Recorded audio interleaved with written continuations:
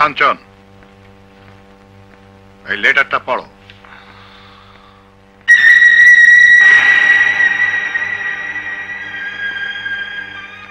কেন লিখেছো? স্যার, আমার সামনে যে ফাইলগুলো আছে তা সবই আমার লেখা। এগুলোর সাথে মেলালে বুঝতে পারবেন এই লেখা আমার নয়। আমার প্রতি এতটুকু বিশ্বাস রাখবেন স্যার, আমি যা করি তা বলার সৎ সাহস আমার আছে। এই চিঠি আমি লিখিনি, লিখলে অবশ্যই আমি স্বীকার করে নিতাম।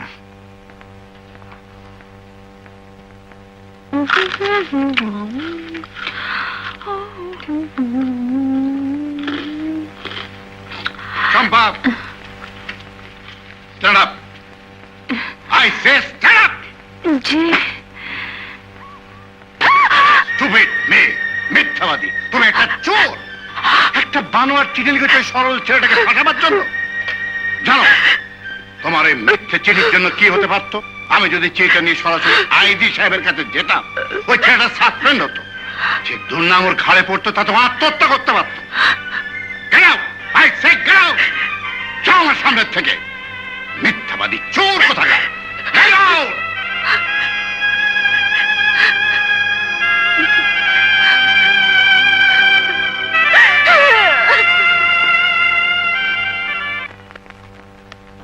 এক্সকিউজ মি ব্রাদার,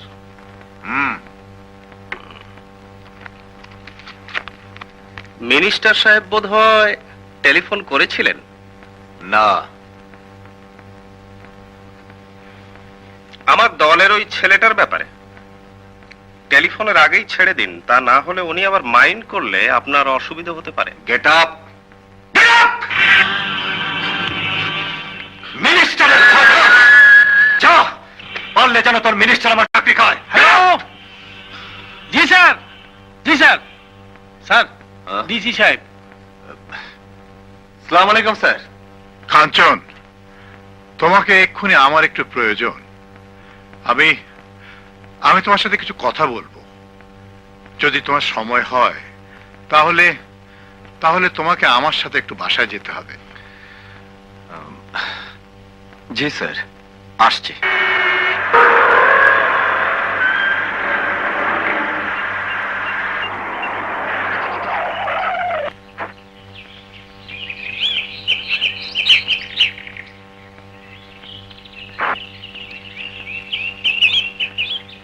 কাঞ্চন, জি। আমি তোমাকে এনেছি ওর সাথে একটা কম্প্রোমাইজ করিয়ে দিতে। আমি বুঝতে পেরেছি প্রথম দিনের ঘটনার পর থেকে ও দারুণ জিদ চেপেছে। ও তারই প্রতিশোধ নেওয়ার জন্য এসব ঘটনাগুলো করছে। তুমি মনে কিছু করো না বাবা, ওর সাথে তুমি একটু হাত মিলিয়ে ফেলো। আমি জানি আমি তোমাকে ছোট করছি। না না, ঠিক আছে স্যার। জিদ্দি মেয়ে তো কখন আবার কি করে বসে। চল এসো। আব্বু, তুমি আমাকে কোনোদিন মারবে আমি ভাবতেও পারিনি। কি হবে এই জীবন রেখে? আমাকে ক্ষমা করো, আমি আত্মহত্যা করলাম। কাঞ্চন, চম্পা আমার একমাত্র মেয়ে।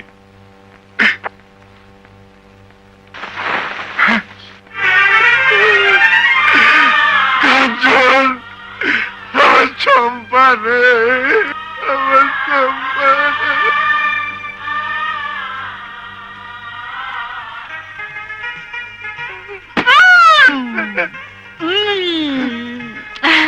আছি, এখনো মরিনি। আজ 5 এপ্রিল। দেখলে দেখলে কাঞ্চন, এই নিয়ে আমি সারাটা জীবন কাটাচ্ছি। এদিকে আয়, এদিকে আয় বলছি।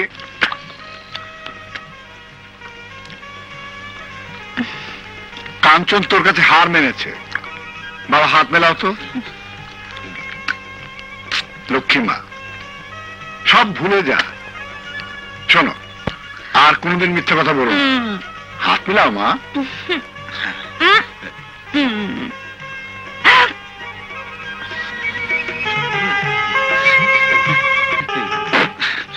তাহলে ওসি সাহেব, আজ থেকে কম্প্রোমাইজ। ও হ্যাঁ, একটা কথা আছে। এখন কিন্তু আপনাকে এখানে বসে থাকতে হবে। আমি রান্না করব, খেয়ে যেতে হবে। স্যার স্যার কি ব্যাপার, আপনার স্যারের দিকে তাকাচ্ছেন কেন? এটা অফিস নয়, এটা বাড়ি। এই বাড়ির মালিক আমি। হ্যাঁ স্যার, আমার মিনিস্টারের ডিউটি আছে। মিটিং আমি নিচে না থাকলে। ও হ্যাঁ, আমি তো ভুলেই গিয়েছিলাম। চম্পা, কাঞ্চন আরেকদিন খাবে মা, ওর খুব জরুরি কাজ আছে। জন্মের পর থেকে দেখছি তোমাদের সব কাজই জরুরি। ঠিক আছে, যান যান ওসি সাহেব। রাগ করবেন না, আমি একদিন নিজে এসে খেয়ে যাব।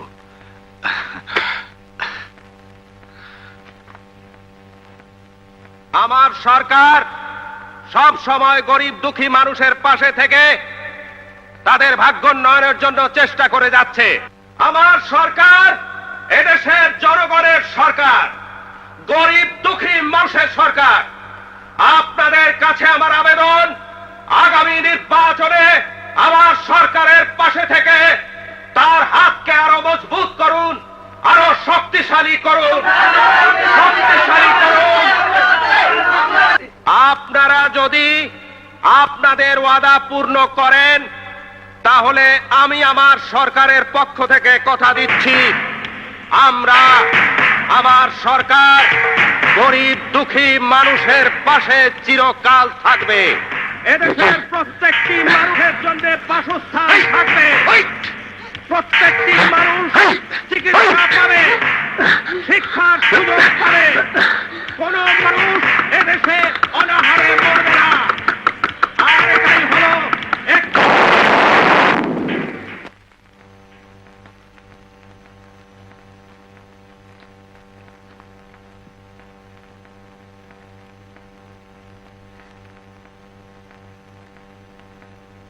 তুই এখন কোথায় জানিস? তুই এখন হসপিটালে, আর এখান থেকে ভালো হলে যাবি হাজতে। কেন তুই মন্ত্রীকে বোমা মারতে গিয়েছিলি? ওই মন্ত্রীর সাথে তোর শত্রুতা আছে? ওই মন্ত্রী মারা গেলে তোর আব্বা মন্ত্রী হতো। তাহলে কেন মারতে গিয়েছিলিস? ওই মন্ত্রী মারা গেলে কি তোর থাকার জায়গা হবে? তুই গাড়িতে চড়বি? তুই ভাত খেতে পারবি?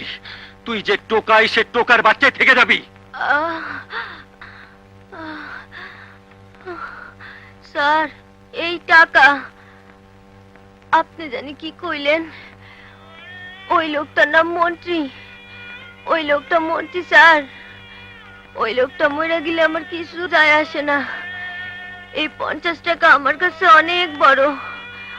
আজ 2 দিন ধরে আমি আর আমার নানি না খাওয়া। এই 50 টাকা একজনে দিয়া কইল ওই মিটিং এ এই বোমাটা ফেলবি। জি স্যার। স্যার, ওই অফিসার আমার সামনেই আছে। স্যার, আমি সব অফিসারদের ডেকেছি। জি স্যার, আমি সব ব্যবস্থায় নিচ্ছি। আচ্ছা কাঞ্চন, আর কি কোনো বোমা ছিল ওর কাছে? জি না, একটাই। হাই অফিসিয়ালসদের কাছ থেকে উপর্যুপরি টেলিফোন আসছে, বোমাটা বাস্ট না হলে অবশ্যই তোমারও কিছু করার ছিল না। আপনাদের সবার প্রতি আমার অর্ডার, সামনের ইলেকশনে বোমাবাজি বন্ধ করতেই হবে। ইম্পসিবল। বোমাবাজি বন্ধ এই দেশে সম্ভব নয় স্যার। ওয়াই? স্যার, এই 50 টাকার সমস্যা যতদিন না মিটবে ততদিন এই দেশে বোমাবাজি চলবে। What do you mean? দুঃখের হলেও সত্যি স্যার, যে ছেলেটি বোম মারতে গিয়েছিল তার কাছে মন্ত্রীর জীবনের চেয়ে এই 50 টাকা অনেক বড় ছিল স্যার। 50 টাকা, শুধু 50 টাকার বিনিময়ে এদেশের একজন টোকাই অ্যাটম বোম মারতে দ্বিধা করবে না স্যার, কারণ সে ক্ষুধার্ত। এই 50 টাকা দিয়ে সে ভাত খায়। স্যার, এ আমাদের অক্ষমতায়, আমাদের লজ্জা, এটাই জাতির কলঙ্ক স্যার। স্বাধীনতার 21 বছর পরেও টোকাইদের টিফিন ক্যারিয়ার আমরা ভাত তুলে দিতে পারিনি, কিন্তু বোমা দিতে পেরেছি স্যার। ডোন্ট বি ইমোশনাল কাঞ্চন।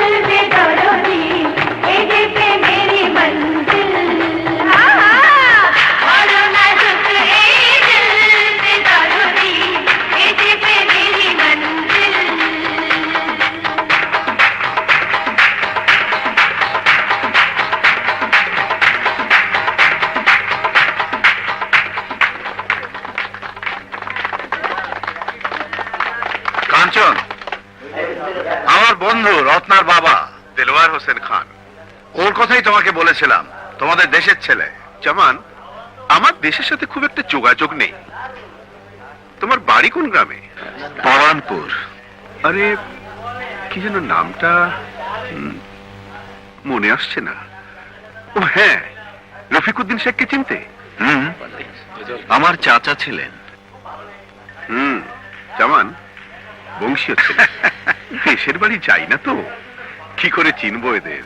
হ্যাঁ, তোমরা কথা বলো, আমি ওদিকে একটু অ্যাটেন্ড করি।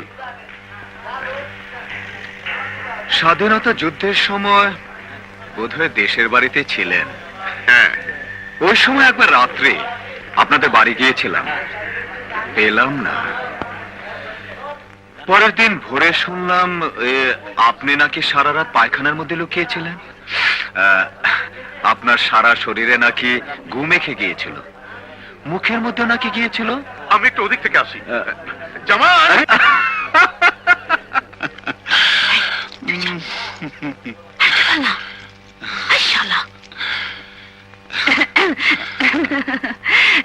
মুরব্বীদের সাথে কি বলছিলেন? আর যাই হোক, মিথ্যে কথা বলছিলাম না। আমি বুঝি মিথ্যে কথা বলি?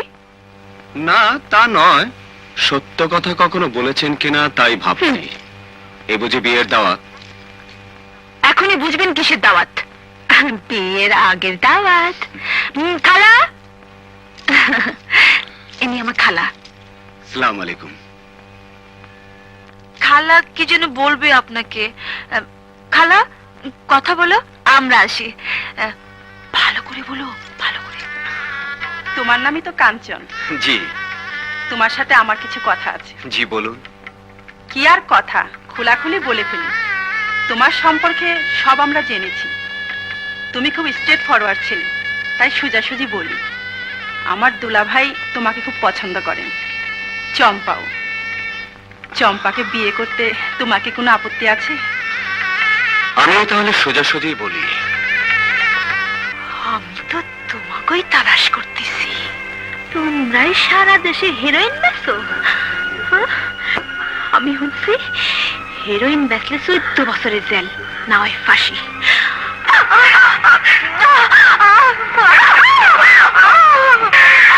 তোমরা শোনো, দেলোয়ার খান সারা বাংলাদেশে হেরোইন বেচে।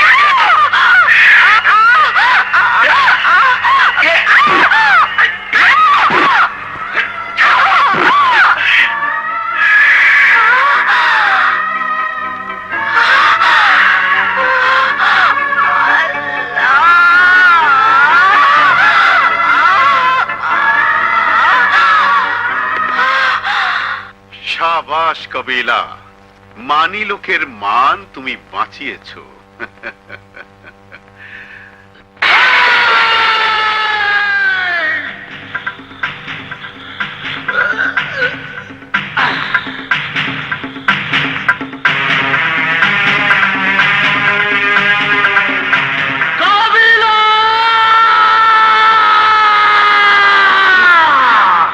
রাজু, আর আগাইস না, মাল আছে, বুক ঝাঁঝরা করে দেব। এ বুক চাষটা আমার নয়, ৭১ পাক সেনারা পারে নাই। আয়!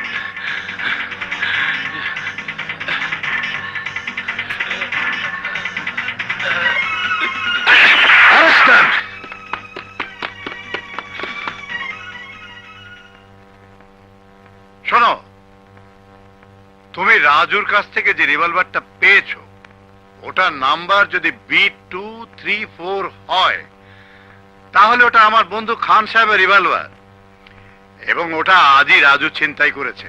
হ্যাঁ জি ওই নাম্বার, কিন্তু আজ কখন? আরে এই তো আজ বিকেলে খান সাহেব আমার সামনে। এরা সবাই তোমার দেশের।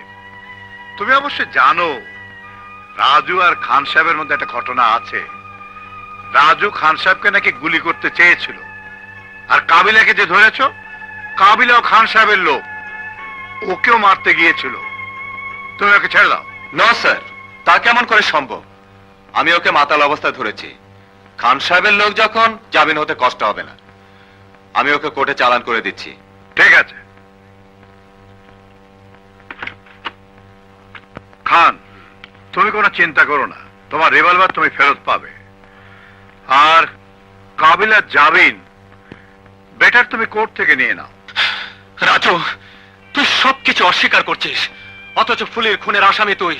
রিভলভার ছিনতাইয়ের কেস তো তোর বিরুদ্ধে। কাঞ্চন, ফুলের মৃত্যুর কথা আমি এখনো ভুলতে পারিনি। আমার মানসিক অবস্থা খুব খারাপ। একটা সাফ কথা শুনে নে, ফুলিকে আমি খুন করিনি।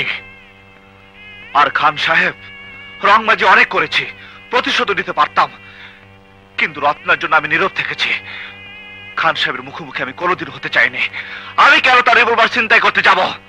তাহলে ফুলিকে খুন করেছে কে? কাবিলা। এবং সেই জন্য আমি তাকে খুন করতে গিয়েছিলাম। কিন্তু ওর মামা কেস করেছে তোর বিরুদ্ধে, আর কাবিলা কেন বা খুন করবে ফুলিকে? ফুলি মরার সময় রাস্তায় চিৎকার করে বলেছিল খান সাহেব হেরোইন বিক্রি করে, তোমরা পুলিশকে বলে দিও। আর নিজেও হেরোইন খেত, মাঝে মাঝে বিক্রিও করত। আমার মনে হয় ওর মৃত্যুর জন্য এটাই আসল ঘটনা।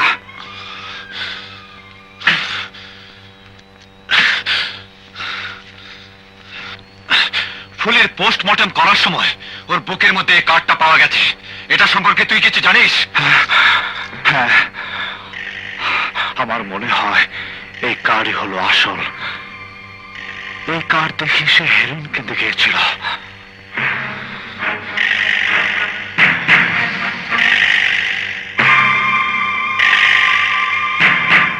এই কার্ডটা আপনি চেনেন?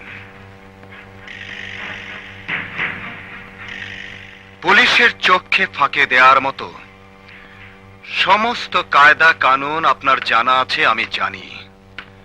আর কাবিলা যখন এখানে দাঁড়িয়ে আছে তখন এও বুঝতে পারি আপনার ক্ষমতা অনেক। কারণ কাবিলার মতো আসামিরও আপনি জামিন করিয়েছেন। আর এও জেনে রাখুন, আমি একজন ছোট পুলিশ অফিসার হলেও আমার থেকে আপনি রেহাই পাবেন না। আমি আপনাকে অ্যারেস্ট করে নিয়ে যাব। কি অপরাধে? আপনি বিষাক্ত হেরোইন ব্যবসায়ী। Heroin? Are you a madman? আমি একজন পাগল লোক নই বলেই আপনার কোন রকমের চালবাজি আমার সঙ্গে চলবে না। দেশের আইন কানুন কি এমন হয়ে গেছে যে তোমাদের মতো একজন খুদে পুলিশ অফিসার যে কারুর বাড়ির মধ্যে ঢুকে যে কাউকে অ্যারেস্ট করতে পারে? আমি তোমার শ্বশুরকে টেলিফোন করেছি, সে আসবে। থানায় গিয়ে তার সঙ্গে দেখা হবে। চলুন।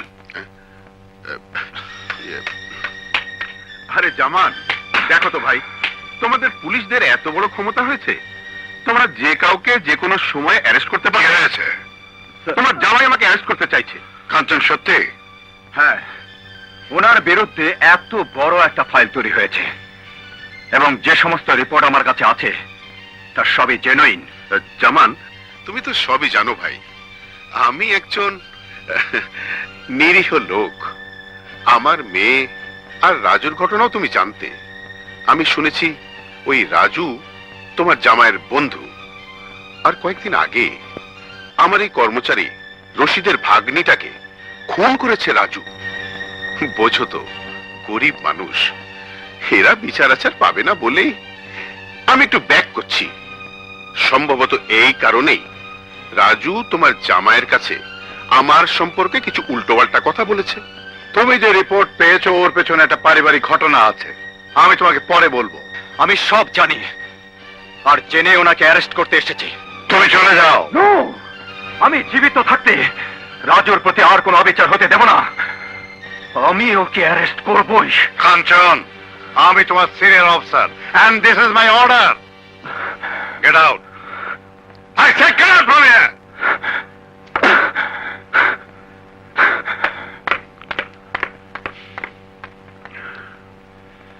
সরি খান, চলে।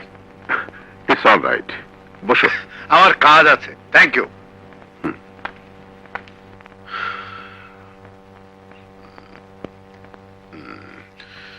Inspector and Raju,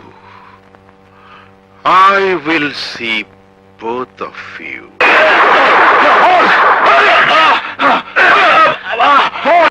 এই কার্ডের আসল মালিক কে? বল।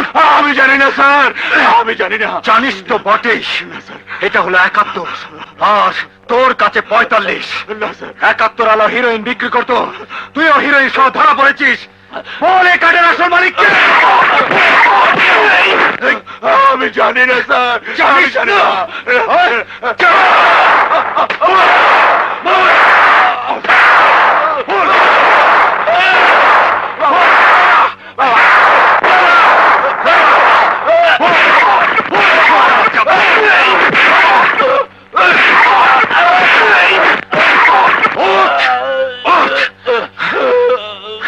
বলতে তোকে হবে।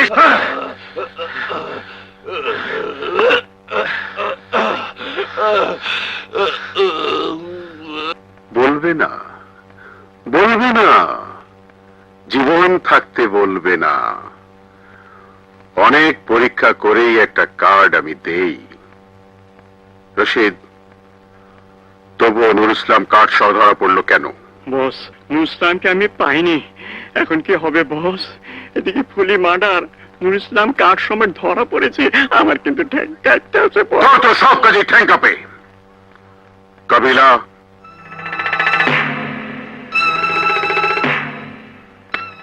নুর ইসলাম থানা হাজতে আছে। আজ রাত থেকে সে আর কোনো কথা বলবে না। তার জবান চিরতরে বন্ধ হয়ে যাবে।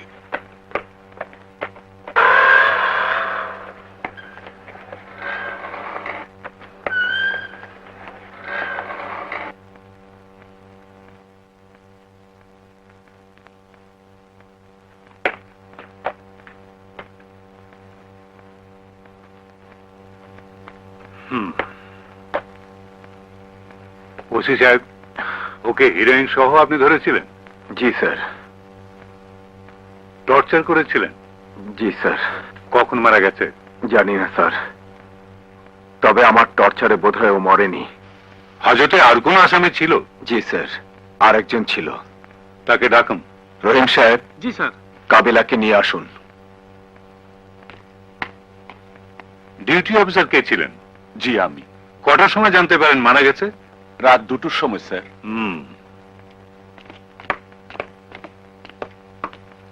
আচ্ছা, এর মৃত্যু সম্পর্কে তুমি কিছু জানো? স্যার, আমারে রাত 9টার সময় পুরো ক্যান্টিনেতে ধরে আনছে। আমি হাজতের মধ্যে গিয়ে দেখি এই লোকটা কোনার মধ্যে মরার মতো পড়ে আছে। সেন্ট্রির কাছে শুনলাম ওসি সাহেব নাকি ওরে অনেক পিটাইছে, অনেক রাইতে দেশ কি টানতেছে।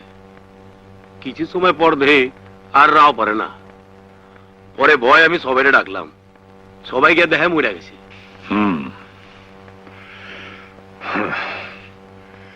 রহমান সাহেব, স্যার, কাঞ্চনকে সাসপেন্ড করে অ্যারেস্ট করুন। আব্বু, তুমি কাঞ্চনের পোশাক খুলে নিতে পারলে? তুমি পারলে তাকে অ্যারেস্ট করতে? হ্যাঁ পারলাম, কারণ এটা ছিল আমার ডিউটি। এটা তোমার ডিউটি আব্বু। তোমার একমাত্র মেয়ে জামাইকে নির্দোষ প্রমাণ করে তাকে আবার চাকরিতে বহাল করা। কে বলেছে সে নির্দোষ? আমি বলছি, কাঞ্চন বলেছে, এবং আমি তা বিশ্বাস করি। আমার মনে হয় কাঞ্চনের কথা আমার চাইতে তুমি বেশি বিশ্বাস করো। এক সময় করতাম, এখন করি না, কারণ সে বদমেজাজ, গোয়া, সে একটা জানোয়ার। রাজুর প্রতি সে অন্ধ। রাজু তাকে যা বলে তাই সে অন্ধের মতো বিশ্বাস করে। কত বড় স্পর্ধাতা! আমার চোখের সামনে আমার নিষেধ সত্ত্বেও খান স্যারকে মারতে গিয়েছিল। ছেড়ে দিলাম আমি তার শ্বশুর, কিন্তু আমি তার অফিসার, আমি তার বস। আব্বু, তুমি যাবে না? তুমি কিছুই করবে না কাঞ্চনের জন্য? না, কারণ আমি জানি তার টর্চারে আসামি মরেছে। চম্পা,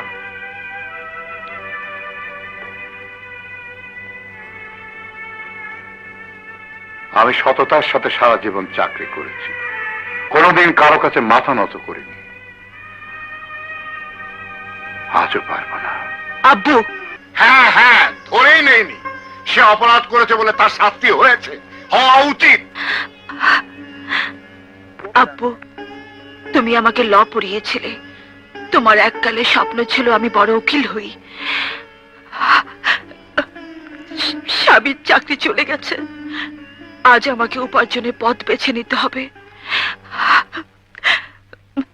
দোয়া করো আব্বু, তোমার স্বপ্ন যেন সফল হয়, আমি যেন বড় উকিল হতে পারি। আমার স্বামীর মামলা দিয়েই আমি আমার ওকালতে জীবন শুরু করব।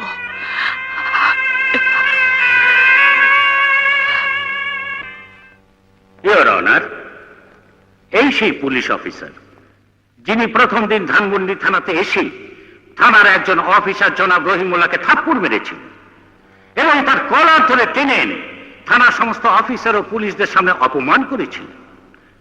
নিজের এলাকার বাইরে তেজগাঁও থানার এলাকার তেস্তরি বাজারের এক গলিতে একদিন নিরপরাধ শিবুকে প্রকাশ্যে নির্মমভাবে প্রহার করেছিল।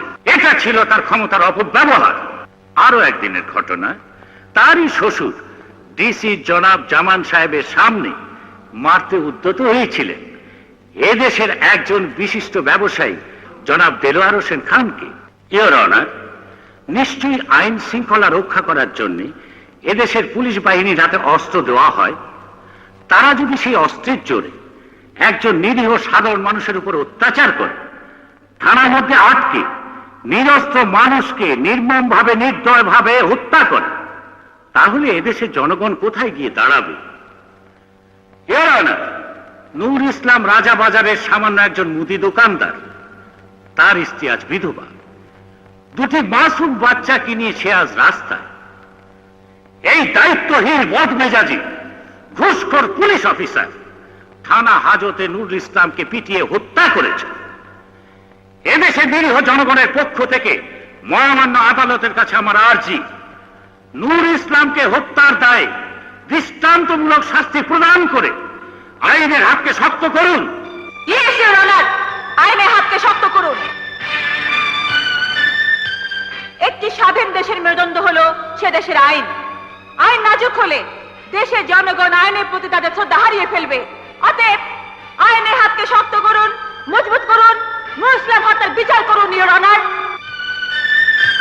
নূর ইসলাম হত্যার বিচার করা যেমন মহামান্য আদালতের দায়িত্ব, তেমনি নূর ইসলামের সত্যিকারের হত্যাকারীকে খুঁজে বের করার দায়িত্ব মহামান্য আদালতের। নূর ইসলামের হত্যার সাথে জড়িত ব্যক্তিদের চিহ্নিত করার জন্য আমি পুলিশের ডেপুটি কমিশনার জনাব জামান সাহেবকে কিছু প্রশ্ন করতে চাই। পুলিশ ডেপুটি কমিশনার মিস্টার জামান।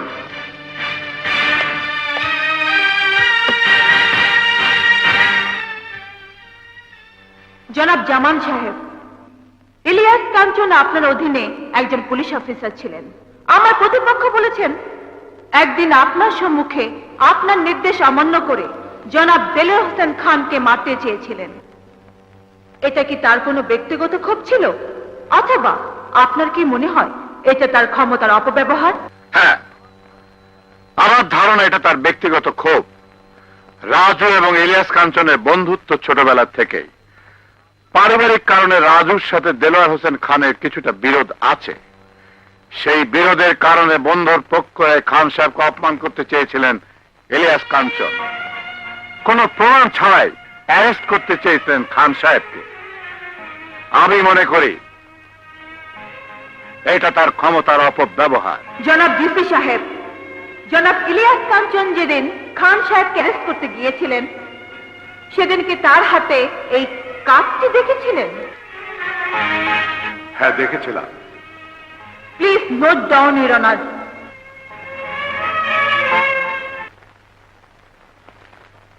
আচ্ছা কাবিলা, নূর ইসলাম যেদিন মারা যায় সেদিন রাত 8টার সময় আপনি ধানমন্ডি থানার সামনে একটা রেস্টুরেন্টে টাকা লেনদেন নিয়ে ফুলের মামা রশিদের সাথে গন্ডগোল করেছিলেন। জি। রশিদ ধানমন্ডি থানায় আসে এবং আপনার বিরুদ্ধে মামলা দায়ের করে। জি। মামলা করতে আসাকে ওই রেস্তোরাঁয় পুলিশ গিয়ে আপনাকে অ্যারেস্ট করা পর্যন্ত 2 ঘন্টা সময় লাগে। জি না। Yes! কারণ থানায় ওই মামলার রেকর্ড আছে। মহামান্য আদালতের কাছে ওই মামলার এজাহার কপি প্রদান করা হলো। ইওর অনার, কাবিলাকে আমার প্রশ্ন করা শেষ। এবার আমাকে অনুমতি দিলে আমি এই মামলার আসল ঘটনাবলীর বিবরণ দিতে পারি।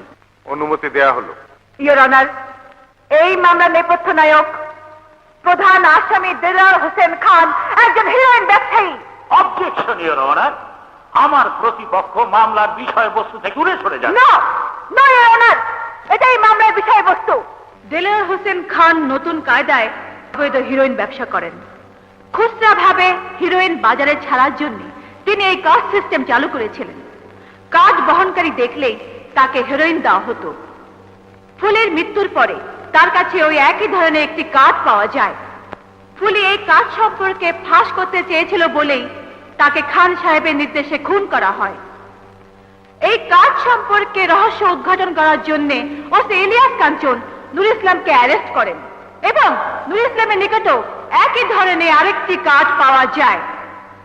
2টি কার্ডই আদালতে পেশ করা হলো।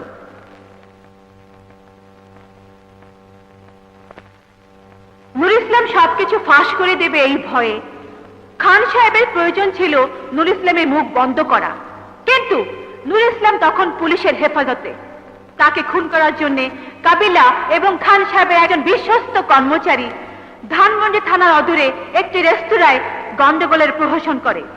রাত্রি 10টার সময় আসামি হয়ে কাবিলা হাজতে প্রবেশ করে এবং গভীর রাত্রে তাকে গলা চেপে হত্যা করে। এই তার পোস্টমর্টম রিপোর্ট।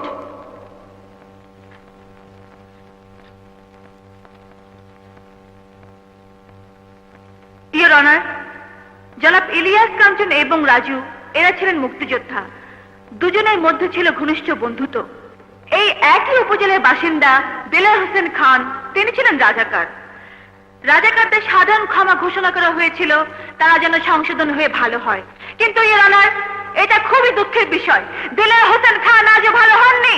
আজও মনে প্রাণে এদেশের স্বাধীনতাকে মেনে নিতে পারেননি।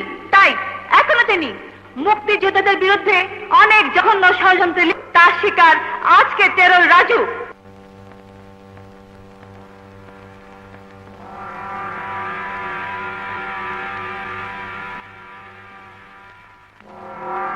বিভিন্ন সাক্ষ্য প্রমাণে একথা প্রমাণিত হয়েছে দেলোয়ার হোসেন খানই এই মামলার প্রধান আসামি এবং তারই নির্দেশে কাবিলা খুন করলামকে।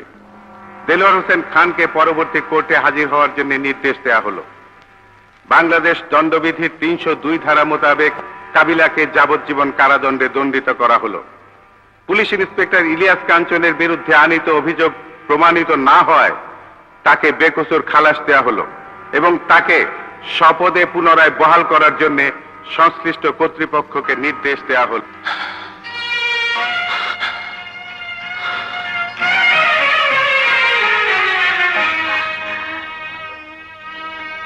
ইওর অনার, আমি আর পোশাক পরতে চাই না। যেদিন আমি পুলিশের চাকরিতে যোগদান করি সেদিন শপথ নিয়েছিলাম কোনো অন্যায়কে আমি প্রশ্রয় দেব না। আমি দেশের কাছে দিয়ে আমার প্রতিশ্রুতি আমি রক্ষা করতে পারিনি। আমি কথা দিচ্ছি, পোশাক না পরে একজন মুক্তিযোদ্ধা হিসাবে যে শপথ নিয়ে দেশ স্বাধীন করেছিলাম সেই শপথ অনুযায়ী আমি দেলোয়ার হোসেন খানকে নির্ধারিত তারিখে এই আদালতে হাজির করব।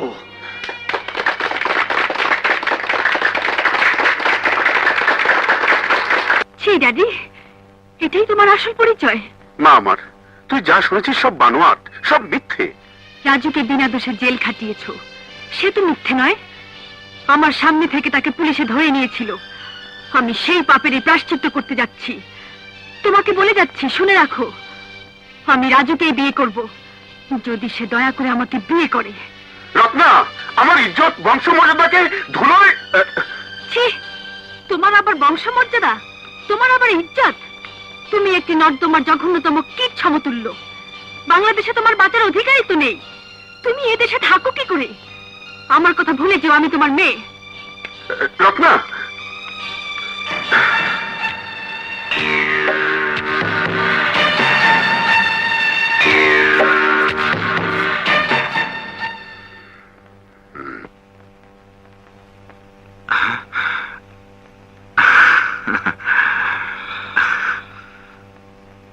আমার কাছে আপনাদের কোনো প্রয়োজন আছে?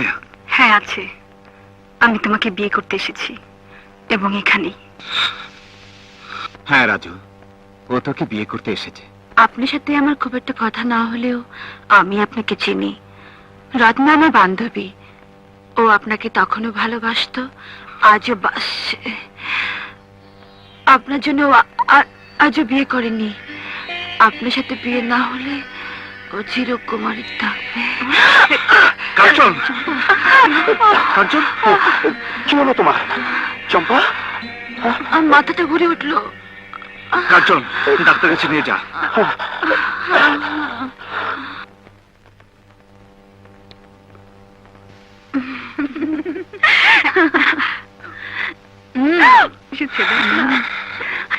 এই যে দুলা ভাই, সুখবর আছে, আপনাদের ওয়াও হবে।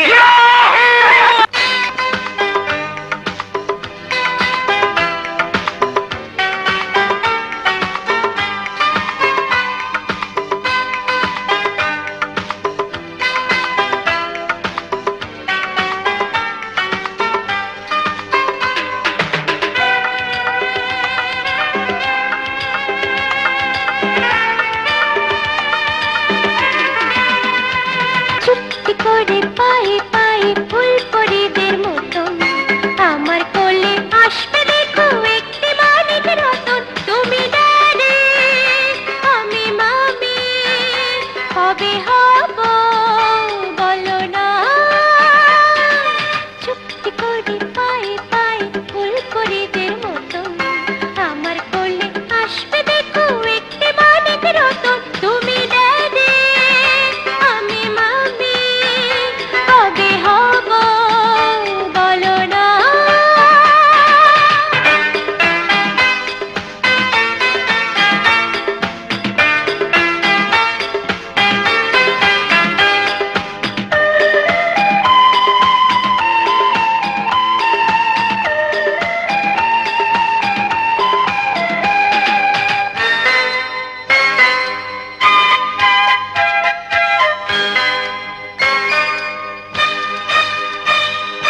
ঘুম পাড়ানি মাসি পিসি গান শোনাতে হয়, চন্দ্র তারা চুক্তি করে চুমু মেরে পায়। ঘোড়ায় চড়ে টক বগিয়ে কখন শোনা যায়, কত দেশের রাজকুমারী নয়ন মেলে চায়।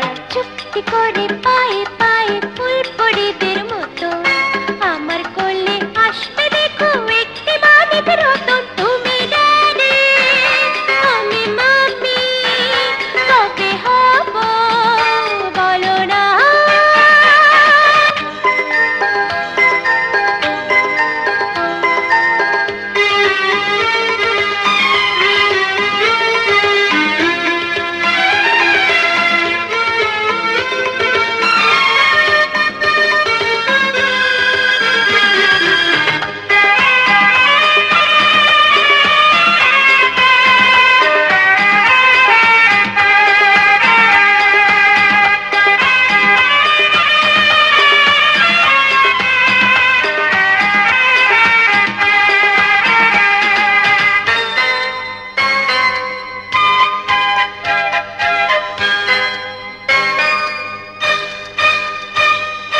সবার মুখে প্রশংসা তোর, দেশ জুড়ে তোর নাম।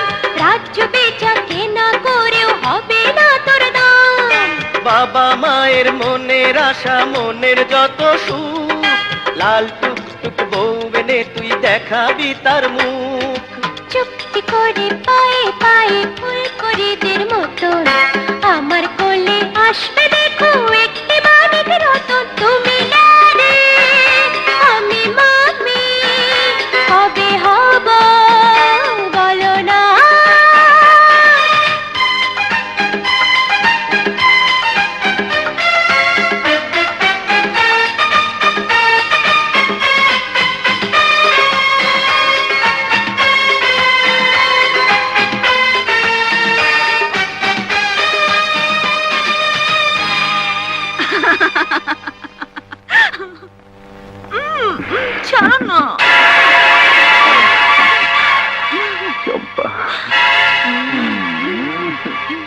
ওসি,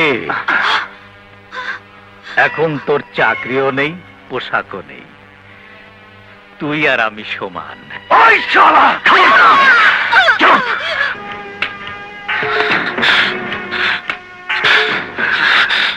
মামুনি, কষ্ট হচ্ছে? চুপ! রাজাকারের বাচ্চা! ছি, চিৎকার করে না। ছোট লোকরা চিৎকার করে কথা বলে। আমি বিনা কারণে তোমাদের ধরে আনিনি। আগে শোনো মামুনি, আমি শুনেছি তোমার স্বামীর চাকরি নেই বলে তুমি নতুন পেশা হিসাবে ওকালতি শুরু করেছো। তোমার বাবার বন্ধু হিসেবে এ ব্যাপারে আমার নিশ্চয়ই তোমাকে সাহায্য করা উচিত। কোনো উকিল যদি প্রথমে দু একটা মামলায় খুব দক্ষতা দেখাতে পারে তাহলে সে সাইন করে।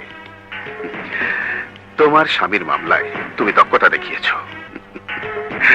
আমি তোমাকে আর একটা মামলা সুযোগ করে দিচ্ছি। সাক্ষী থাকবে তোমার নিজের লোক, তোমার স্বামী। একেবারে দেখা সাক্ষী হলে ভালো হয় না?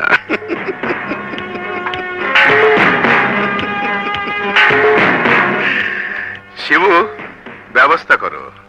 রশিদ,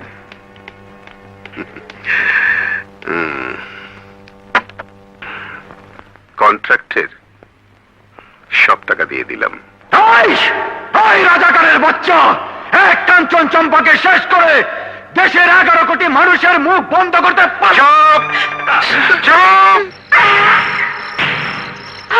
আগে পারবি না। ছেড়ে দে বলছিস, ছেড়ে দে। আমির বাচ্চা, আগে ছেড়ে দে বলছিস।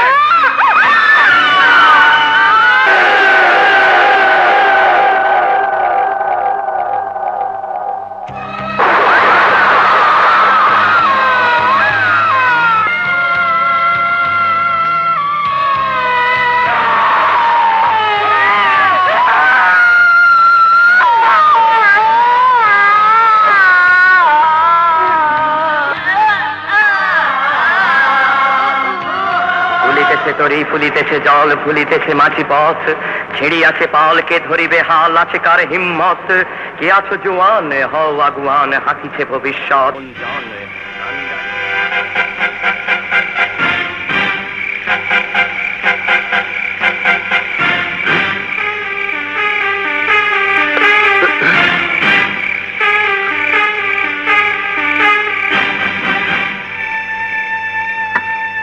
শিবু, শিবু, ওরা কই? রাস্তায় ফেলে দিয়েছি। মেরে ফেলেছো? মেরে ফেলানোর কন্ট্রাক্ট তো ছিল না, তবে যা হয়েছে মার্ডার কেসের জন্য রেডি থাকবে। মিরপুরের রাস্তায় ফেলে দিয়েছি, মারা যাওয়ার সম্ভাবনা 90%। ভালো করনি, আমার আসা পর্যন্ত ওদের রাখা উচিত ছিল।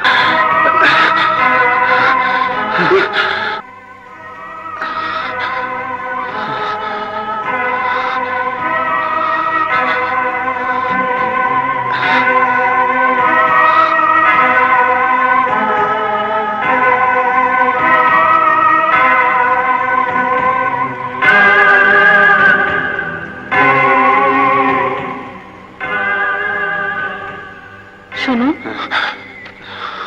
আপনি একজন সচেতন লোক, আপনাকে অবশ্যই কথাটা বলা উচিত।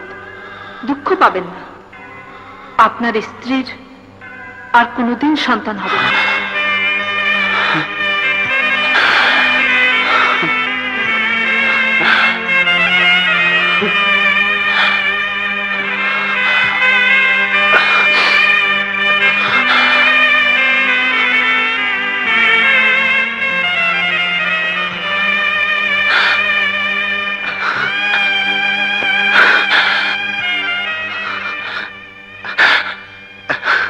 চম্পা, আমাদের দরকার নেই, আমাদের দরকার নেই বাচ্চার। এই বাচ্চা ছাড়াও তো অনেকে বেঁচে আছে। চম্পা, চম্পা, এই দেশের 11 কোটি মানুষকে আমরা আমাদের সন্তান মনে করব। এই চম্পা, চম্পা, চম্পা, আমি তোমাকে কোনো দোষ দিচ্ছি না। এই এই এই এ সবই তো আমার চোখের সামনে ঘটেছে। চম্পা, একটিবার কথা বলো, মুখ খোলো চম্পা। চম্পা, চম্পা, একটিবার কথা বলো, মুখ খোলো চম্পা, একটিবার কথা বলো চম্পা।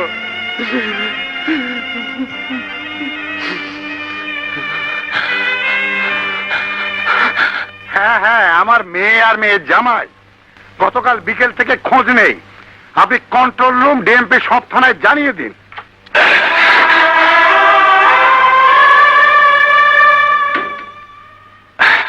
ডিসি সাহেব। কাঞ্চন, আমি কাঞ্চন, আপনার অধীনে একজন পুলিশ ইন্সপেক্টর ছিলাম।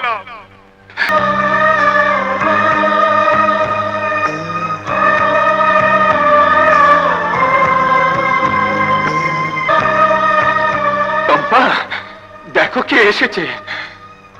ছি চম্পা, তুমি এখনো ছেলে মানুষ থেকে গেলে।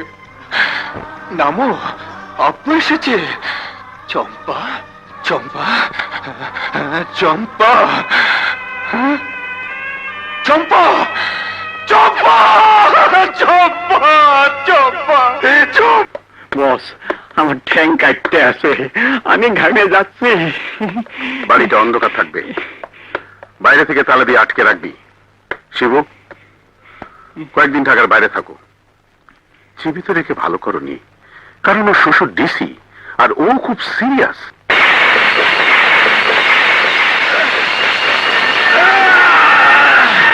আমাকে বাঁচো শিবু। আমি বিশ্ববিধাত্রীর রাজাকারের বাচ্চা, আমি তোকে এখন মারবো না।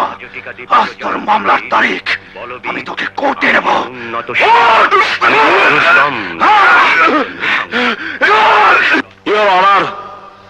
আমি যেদিন পৃথিবীতে জন্ম নিয়েছিলাম সেদিন নিশ্চয় আমি ডাকাত ছিলাম না, সেদিন নিশ্চয় আমি খুনি ছিলাম না, সেদিন নিশ্চয় আমি টেরর ছিলাম না।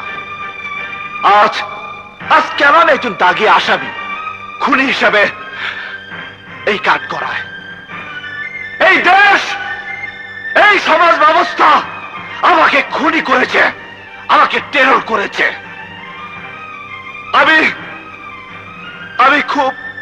আমি খুব গরিবের ছেলে, ইওর অনার।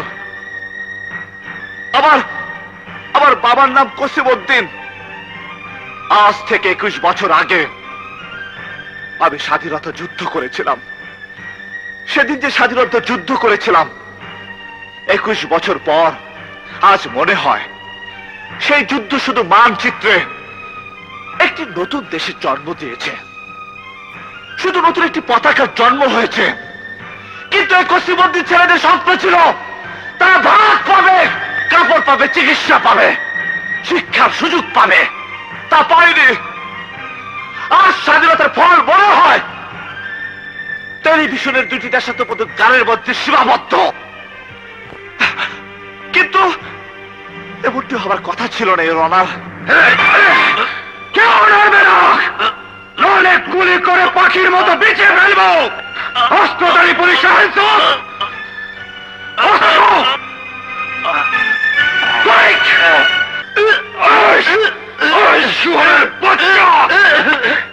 আপনি বসুন জয় সাহেব, খবরদার আর কেউ এক চুলো নড়বে না। ইউরাস, এই ব্যক্তির আজ কোর্টে হাজির হওয়ার তারিখ ছিল। আমি বলেছিলাম আপনারা পারবেন না, আমি নিয়ে আসবো। একজন মুক্তিযোদ্ধা হিসেবে, একজন সিপাহী হিসেবে দেশের কাছে দেওয়া প্রতিশ্রুতি আমি রক্ষা করেছি। এই ব্যক্তি স্বাধীনতা যুদ্ধের সময় দেশের শত্রু রাজাকার ছিল। এই ব্যক্তি আন্তর্জাতিক চোরাকারবারীদের সাথে জড়িত, দেশের যুব সমাজকে ধ্বংস করার জন্য বিষাক্ত হিরোইন ব্যবসায়ীদের সাথে জড়িত। এই ব্যক্তির কুচক্রান্তে একজন দেশপ্রেমী মুক্তিযোদ্ধা আজ বিপদগামী। মিথ্যা মামলায় জড়িয়ে যে আদালতের কাঠগড়ায় দাঁড়িয়ে আপনার বিচারের অপেক্ষায়। এই ব্যক্তি গ্রামের একটি সহজ সরল নিষ্পাপ মেয়ে ফুলির জীবনকে করেছিল কলঙ্কিত। সেই ফুলিকে এরই নির্দেশে খুন করেছে কাবিলা, এরই নির্দেশে কাবিলা খুন করেছে থানা হাজতে নূর ইসলামকে। আর সর্বশেষ অপরাধ আমাকে করেছে নিঃসন্তান। সেই দুঃখে আমার স্ত্রী আজ গলায় ফাঁসি দিয়ে ফ্যানের মুখের সাথে ঝুলছে। ইওর অনার, এত অপরাধের বিচারে নয়, বলুন বলুন ইওর অনার, চুপ করে থাকবেন না ইওর অনার, বলুন। নিশ্চয়ই ফাঁসি, কিন্তু আজ আদালত এখানে দুটি, একটি দেশের আইন সম্মত আদালত, আর একটি একজন মুক্তিযোদ্ধার আদালত। মুক্তিযোদ্ধার আদালতের রায় শুনুন। রাজু বেকসুর খালাস দেলার হোসেন খানের মৃত্যুদণ্ড। আপনার আদালত থেকে আমার আদালতের পার্থক্য হলো, আপনার আদালতে আপিল করার সুযোগ আছে, আমার আদালতে তা নেই। আমি এক্ষুনি মৃত্যুদণ্ড কার্যকর করব। রত্না, তোমার স্বামীর কাছে যাও, যাও।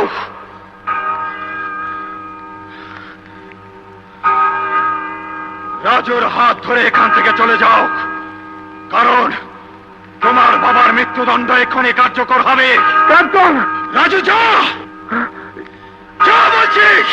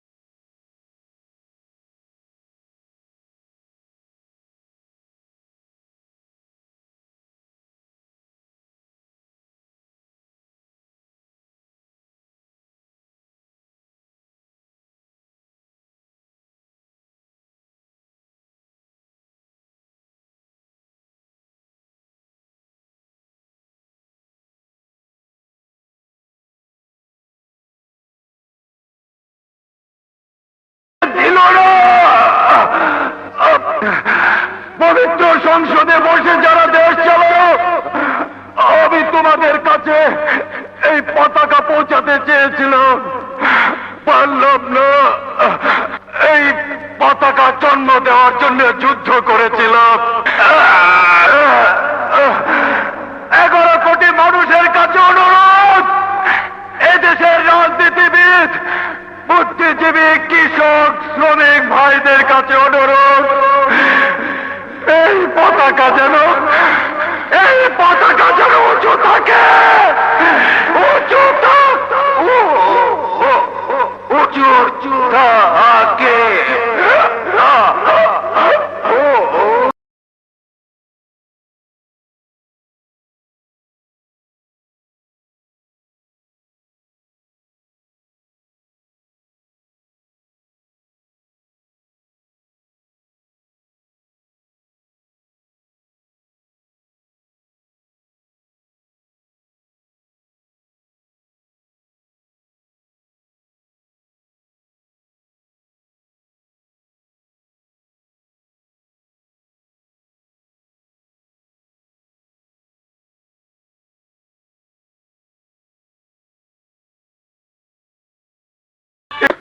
বস, আমার ঠ্যাং কাটতে আছে, আমি ঘামে যাচ্ছি।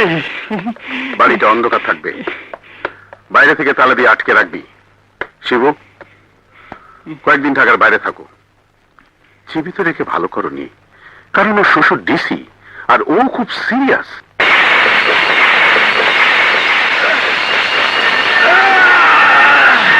আমাকে বলে তোকে এখন মারবো না, আজ তোর মামলার তারিখ, আমি তোকে কোর্টে নেব।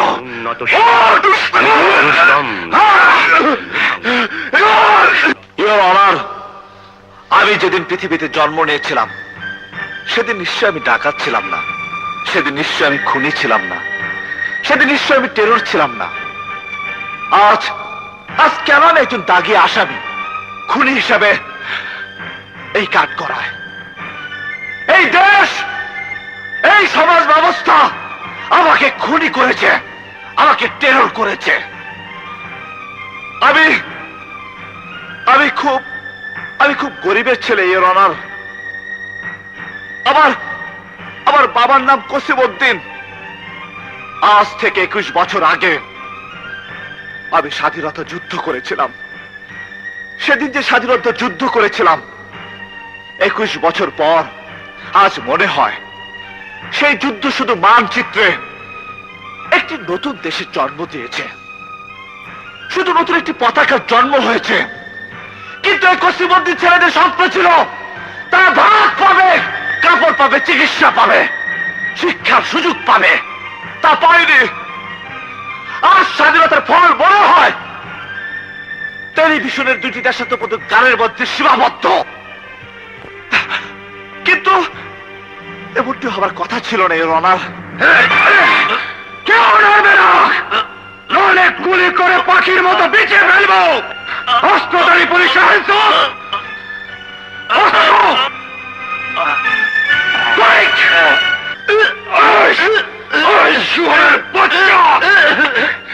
আপনি বসুন জয় সাহেব, খবরদার আর কেউ এক চুলো নড়বে না। ইউনাস, এই ব্যক্তির আজ কোর্টে হাজির হওয়ার তারিখ ছিল। আমি বলেছিলাম আপনারা পারবেন না, আমি নিয়ে আসবো। একজন মুক্তিযোদ্ধা হিসেবে, একজন সিপাহী হিসেবে দেশের কাছে দেওয়া প্রতিশ্রুতি আমি রক্ষা করেছি। এই ব্যক্তি স্বাধীনতা যুদ্ধের সময় দেশের শত্রু রাজাকার ছিল। এই ব্যক্তি আন্তর্জাতিক চোরা কারবারিদের সাথে জড়িত, দেশের যুব সমাজকে ধ্বংস করার জন্য বিষাক্ত হিরোইন ব্যবসায়ীদের সাথে জড়িত। এই ব্যক্তির কুচক্রান্তে একজন দেশপ্রেমী মুক্তিযোদ্ধা আজ বিপদগামী। মিথ্যা মামলায় জড়িয়ে যে আদালতের কাঠগড়ায় দাঁড়িয়ে আপনার বিচারের অপেক্ষায়। এই ব্যক্তি গ্রামের একটি সহজ সরল নিষ্পাপ মেয়ে ফুলের জীবনকে করেছিল কলঙ্কিত। সেই ফুলিকে এরই নির্দেশে খুন করেছে কাবিলা। এরই নির্দেশে কাবিলা খুন করেছে থানা হাজতে নূর ইসলামকে। আর সর্বশেষ অপরাধ আমাকে করেছে নিঃসন্তান। সেই দুঃখে আমার স্ত্রী আজ গলায় ফাঁসি দিয়ে প্রাণের মুখের সাথে ঝুলছে। এত অপরাধের বিচারে নয় বলুন, বলুন ইওর অনার। চুপ করে থাকবেন না ইওর অনার, বলুন। নিশ্চয়ই ফাঁসি। কিন্তু আজ আদালত এখানে দুটি, একটি দেশের আইন সম্মত আদালত, আর একটি একজন মুক্তিযোদ্ধার আদালত। মুক্তিযোদ্ধার আদালতের রায় শুনুন। রাজু বেকসুর খালাস দেলোয়ার হোসেন খানের মৃত্যুদণ্ড। আপনার আদালত থেকে আমার আদালতের পার্থক্য হলো আপনার আদালতে আপিল করার সুযোগ আছে, আমার আদালতে তা নেই। আমি এক্ষুনি মৃত্যুদণ্ড কার্যকর করব। রত্না, তোমার স্বামীর কাছে যাও, যাও।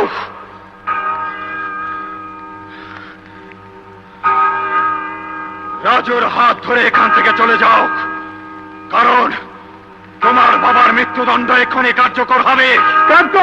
রাজু যা, যা বলছিস।